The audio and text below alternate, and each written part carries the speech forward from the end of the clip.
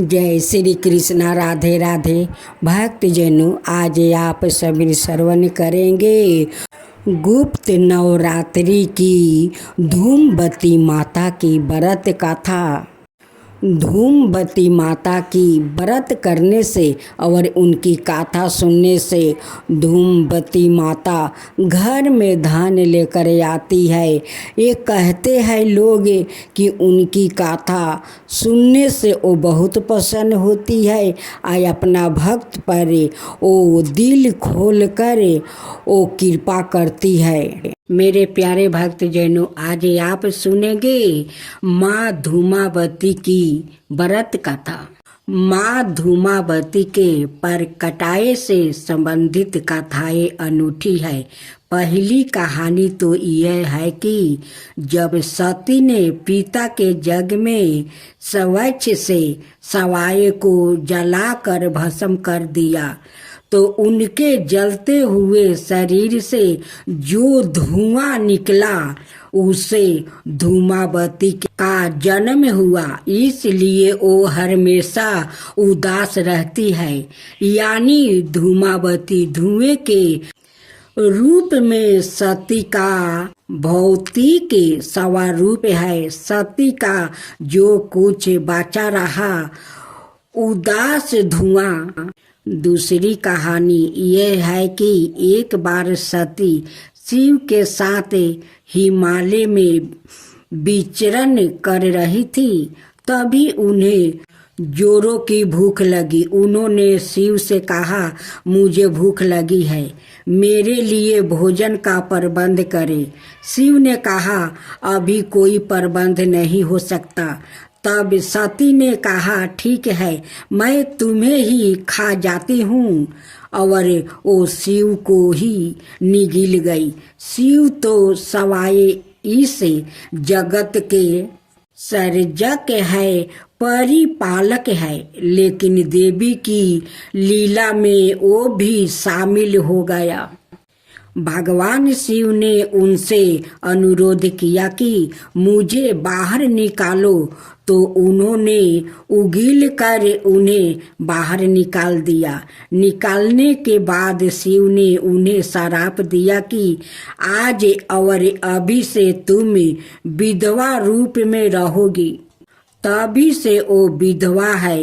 पुराणों में अभी शपथ परी सत्यकत भूख लगना और पति को निगल जाना, ये सब संकेत के प्रकार है। यह इंसान की कामनाओं का प्रतीक है जो कभी खत्म नहीं होती और इसलिए वो हमेशा अनसुत रहता है। माँ धूमावती उन कामनाओं को खा जाने यानी नष्ट करने की ओर इशारा करती है।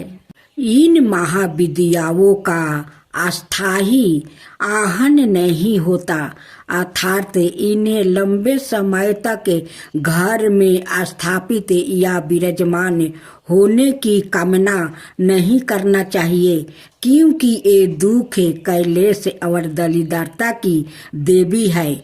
जप शुरू करने से पहले आहन करे और खत्म होने पर विसर्जन कर दे। जैसे आप सुने कृष्णा भगवान की कथा।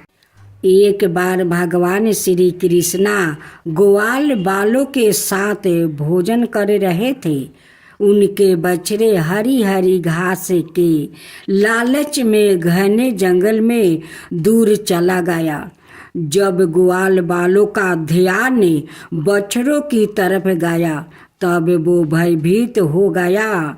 उस समय भगवान श्री कृष्णा ने कहा, मित्रों, चिंता ना करो, तुम लोग भोजन करो, मैं अभी तुम्हारे बछड़ों को ढूंढ कर लाता हूँ। श्री कृष्णा ग्वाल बालों से इस प्रकार कहकर बछड़ों को ढूंढने चले दिया। उस समय वर्मा जी भी वहाँ उपस्थित थे। भगवान ने ग्वाल बालों के साथ विचित्र लीला करते हुए देखकर उनके मन में मोह हो गया। उन्होंने भगवान श्री कृष्णा की परीक्षा लेने के लिए बछड़ों को चुरा लिया और जब भगवान श्री कृष्णा बछड़ों को ढूंढने चल गए तो वर्मा जी ने ग्वाल बालों को चुरा कर किसी गुफे में छिपा दिया। भगवान श्री कृष्णा बछड़े ना मिलने पर यमुना जी के तट पर लौट आया, परंतु वहाँ देखता है कि ग्वाल बाल भी नहीं है। वो तुरंत जान गया कि यह सब वर्मा जी की करतूती है। अब भगवान श्री कृष्णा ने अपने आप को ही ग्वाल बालों और बछड़ों के रूप में बना लिया। जिस समय भगवान श्री कृष्णा ने ग्वाल बालों और बछड़ों के रूप में नंद आदि की गौशालाओं में प्रवेश किया तो कोई भी उन्हें पहचान ना सका। गाय भी श्री कृष्णा रूप अपने अपने बछड़ों को दोनों स्नेह से चाटने और दूध पिलाने लगी। इस प्रकार भगवान श्री कृष्णा प्रतिदिन ग्वाल बालों और बछड़ों के रूप में बन जाते और संध्या के समय लौट आते। इस तरह पूरे 1 बरस का समय बीत गया। जब वर्मा जी ब्रह्मलोक से लौटे तो उन्होंने श्री कृष्णा को ग्वाल बालों और बछड़ों के साथ पहले की भांति कीड़ा करते हुए देखा। वो सोचने लगे कि ग्वाल बालों और बछड़ों को तो मैंने चुरा कर अपनी माया से अचेत करके गुफों में बंद कर दिया था। वो अब तक वहाँ सो रहे हैं। फिर इतने ही दूसरे बालक और बछड़े कहाँ से आ गया। वर्मा जी अपनी माया से भगवान श्री कृष्णा को मोहित करने चले थे, परंतु सवाए मोहित हो गया। उनके देखते ही देखते सभी ग्वाल बाल और बछड़े श्री कृष्णा के रूप में दिखाई पड़ने लगे। यह अत्यंत आश्चर्यमय दृश्य देखकर वर्मा जी चकित रह गया। वो भगवान श्री कृष्णा के तेज से निस्तेज होकर मौन रह गया। यद्यपि वर्मा जी समस्त विद्याओं के केंद्र है, फिर भी भगवान श्री कृष्णा को समझने में असमर्थ हो गए। उनकी आंखें मूंदी गई। भगवान श्री कृष्णा ने वर्मा जी के असमर्थता को देखकर अपनी माया का पर्दा हटा लिया। तब जाकर वर्मा जी को वहम ज्ञान हुआ। वर्मा जी ने देखा कि भगवान श्री कृष्णा जैसे पहले ग्वाल बालों और बछड़ों को ढूंढ रहे थे, वैसे आज भी ढूंढ रहे हैं। वो अपने हंस पर से कूदकर पेड़ पर चढ़ गया और भगवान श्री कृष्णा चरणों में दंड की तरह गिर पड़े। उनकी आंखों से आंसुओं धारा गिरकर भगवान श्री कृष्णा के चरणों को भिगाने लगी। फिर बड़ी नर्मता से हाथ जोड़कर उन्होंने अपने अपराध के लिए क्षमा मांगी और ग्वाल बालों को बछड़ों को लौटा दिया। अंत में श्री कृष्णा का स्मरण करते हुए ब्रह्मलोक चले गए। अब दूसरा अध्याय। यमुना जी में एक बहुत गहरा कुंड था। उसमें कलिया नाग रहता था। यमुना का जल कलिया नाग के विष की गर्मी से फैलता रहता, यहाँ तक कि उसके ऊपर उड़ने वाले पंछी भी झुलस कर उसमें गिर जाया करते थे। जो भी मनुष्य या पशु वहाँ का जल पीते तुरंत मर जाता था। भगवान का अवतार तो दृष्टों के संसार के लिए ही होता है। भगवान श्री कृष्णा ने देखा कि कलिया नाग विष का वेग बड़ा ही भकुंडर है और उसके कारण यमुना जी विषित हो गई है।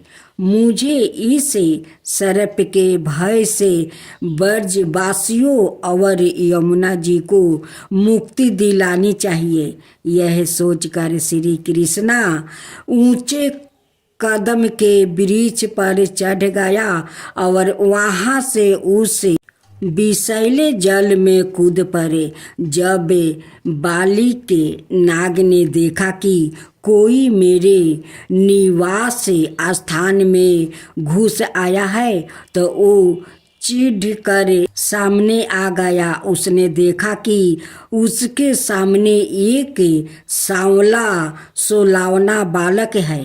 उसके पीछे स्थल पर श्री वस्त्र का चिन्ह है। वो विषैले जल में बिना भयभीत हुए आनंद से खेल रहा है। इससे कलिया नाग का क्रोध बढ़ गया। उसने श्री कृष्णा के शरीर को अपने बंधन में जकड़ लिया।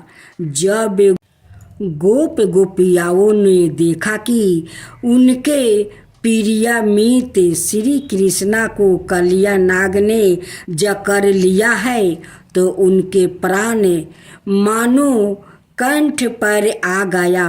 उनकी आंखों से आंसुओं की झड़ी लग गई। माता यशोदा तो अपने लड़ले लाल के पीछे कलिया दाहे में कूदने जा रही थी, परंतु गोपियों ने उन्हें पकड़ लिया। सांप के शरीर में बांध जाने तो भगवान की एक लीला थी। जब श्री कृष्ण ने देखा कि सारे लोग मेरे लिए दुखी हो रहे हैं तो उन्होंने अपना शरीर फुलाना शुरू कर दिया। इससे सांप का शरीर टूटने लगा और श्री कृष्णा को छोड़कर क्रोध से फुफकार मारने लगा। उस समय उसके मुख से अग्नि लिपेट निकल रही थी। भगवान श्री कृष्णा उसके साथ खेलते हुए पैतरा बदलने लगा। सांप भी उन पर चोट खाने का दावा देते हुए पैतरा बदलने लगा। अचानक भगवान श्री कृष्णा कूदकर कलिया नाग के फनों पर सवार हो गया और नृत्य करने लगा। कलिया नाग के 101 कर्ण थे। वो जिस कर्ण को उठाता भगवान अपने पैरों की चोट से उसे ही कुचल डालते। इससे कलिया नाग की शक्ति छीन हो गई और वो अपने नाखूनों से खून उगलने लगा। उसका एक एक अंग चूर हो गया। अब उसे जगत के आदि शिक्षक भगवान नारायण की स्मृति हुई। अपने पति की यह दशा देखकर उसकी पत्नी भगवान की स्तुति करने लगी। कलिया नाग ने भी भगवान की स्तुति करते हुए कहा, प्रभु, हम जन्म से ही दृष्टि और बड़े क्रोधी जीव है। हम आपकी माया के चक्कर में मोहित हो रहे हैं। आप ही हमारे स्वभाव और माया के आदि कारण है। हम आपकी चरण में है। आप अपने इच्छा अनुसार जैसे ठीक समझे हम पर कृपा कीजिए। यह दंड दीजिए। भगवान ने उसे क्षमा कर रमणक द्वीप भेज दिया और यमुना के जल को विषहीन और अमृत के समान मधुर बना दिया। श्री कृष्णा को पाकर ब्रजवासियों के तो मानो प्राण ही लौट आया।